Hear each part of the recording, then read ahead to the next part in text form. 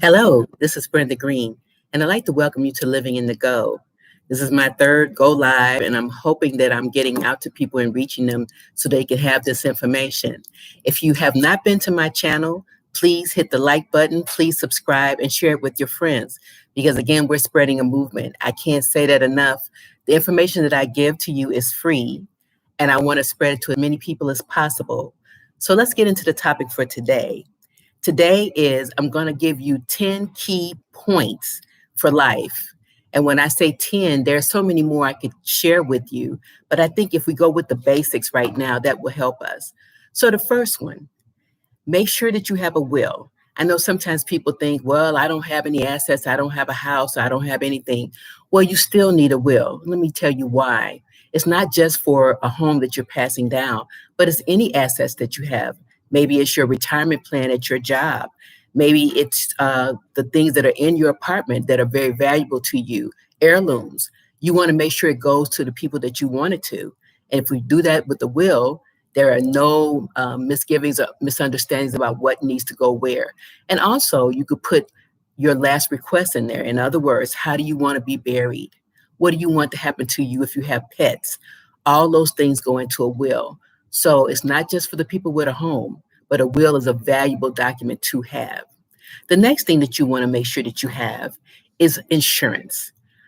Sometimes people think, well, I don't need any insurance, or I'm not going to do this, I'm not going to do that. Again, it's for the what ifs because we're all going to leave here someday. You want to make sure that the burden is not put on the people who you leave behind.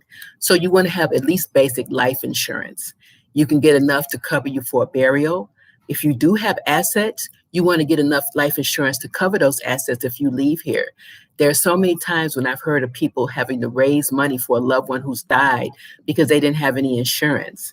If you want to have a proper burial, if you want to make sure all of your assets are covered, then have some type of life insurance. And I'll stress, have term insurance. I have term insurance. I think you can get more bang for your buck because remember that insurance is for just that, for things that happen after you're gone. It's not for investing or anything like that. So if they're trying to sell you a product of whole insurance, I say don't do it. Just get the term insurance and you can get a lot more money. The next thing that you could think about is credit card debt. We, as individuals, we like to buy things. We like to look good. Sometimes we're trying to impress our friends, and we can wind up with a whole lot of credit card debt. Well, you want to live a debt-free life if you can. You want to be able to sleep at night. You want to make sure that those things are not burdening you. So try not to have credit card debt. If you have any kind of debt, figure out a plan to pay it off. I actually have a video that talks about how to pay off your credit card debt. So think about that. Make sure that you're not getting more and more debt behind you and get rid of it. The next thing would be an emergency fund. And I talked about before that most Americans don't even have $400 for an emergency. Well, things do happen. And we're in the time of COVID.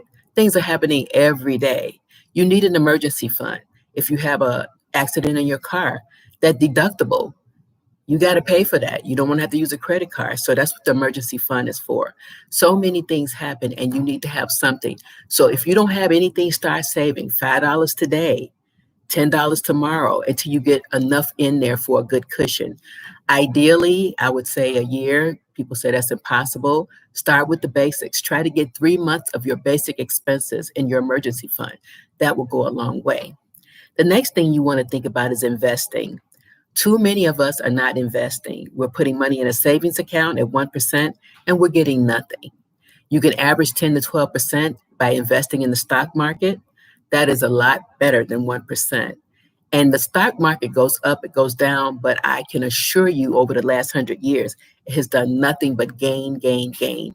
So that's where you want to play. It's not just for the rich people, it's for everyday ordinary people too, like us. The next thing would be you need to think about your health. Some of us never go to the doctor or we wait till something really bad happens and then off we go. Well, if you go to the doctor annually, they can catch things that could happen to you. Could be small right now and it's something that's fixable with maybe a little medication or whatever. But if you never go and then you go when something is really aggravating you or you're in pain, it could be something so much worse. So go for an annual checkup every year. Go in and get blood work done. Let them kick all the tires, so to speak, and make sure that you're in great health. Another thing you want to consider is to go to the dentist. And I know a lot of people don't like going to the dentist. They say it's too painful. Well, it's even more painful when you start losing teeth or you need root canals or whatever. Go to the dentist, get your teeth cleaned. You'll have fresh breath. Your teeth will look sparkling, and it's so much more attractive. The next thing you want to do is think about your diet. You want to eat good, nutritious food. I know sometimes people feel like it costs too much money. Well, basic things, the basic fruits and vegetables, if you put that into your diet, you will have a better lifestyle, which goes back to having that annual visit with the doctor. Because if you're eating good food, you will have good health. So make an effort. If you're not doing it now, if you're not eating any fruits or vegetables, add one more this week that you wouldn't ordinarily do. Just add something and keep doing it until it's a habit. The minimum you should have is 5 fruits and vegetables a day. Don't eat too much red meat, a lot's lean chicken, fish. Try to do organic if you can. Cook more. Don't go out so much. When you're cooking, you know what ingredients that you're eating, and it's so much better for you. The next thing that you want to think about is exercise. And I know people say, oh, I don't want to exercise. It takes too much time. It's whatever. It's going to pay off for you in the long run. People who don't exercise, again, that doctor visit, it's not going to be pretty. Try walking. You can start with 15 minutes a day. Just go for a brisk walk around the neighborhood, walk in place. I live in a climate where it gets really cold in the winter. I will walk in place in this apartment. There are things on YouTube that you can look at to help time you and just walk in place. But it's a good way to start. And as you start getting used to the walking, you can maybe jog a little bit. You can maybe start doing weights so that you can have that amazing, fantastic body that will take you to life, and you will be so much more grateful for it. And then the last thing to think about, well, not the last, but the next to the last would be socializing. We have been inside with COVID and people have kind of shut themselves off from people. You want to try to be social. You want to talk to people if you can. If you're not Zoom calling, talking to people online, talk to your neighbors, just conversations. When you go to the store, strike up a conversation with people. You want to be more social. You don't want to feel so isolated in this world. The more that we can be social, the better it is for us. And it's really good for our health, for our immune system, to be able to connect to other people. And last but not least, certainly is to forgive yourself. I say that because sometimes we are so hard on ourselves. We're harder on ourselves than anybody else can be.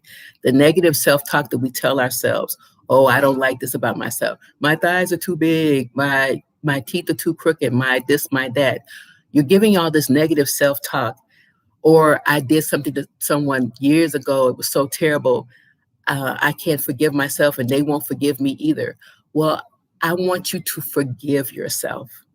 Don't beat yourself up. Things that happened in the past, we can't change. If there are ways to make amends, then do that. If not, love yourself enough to forgive yourself for anything that you've done, any transgressions. If you truly, truly are sorry, then forgive yourself. Doesn't matter if the people forgive you or not, but forgive yourself so that you can move on, so that you can be more whole, more rounded, and feel better about your life as you go through. So these are just a few things that I was thinking about. Hopefully they will help you. They will enhance your life. Like I said, there are so many more that can go. But if you take these key 10 points and use these in your path through life, I think you will be very happy. So thank you so much and have a fabulous, wonderful day.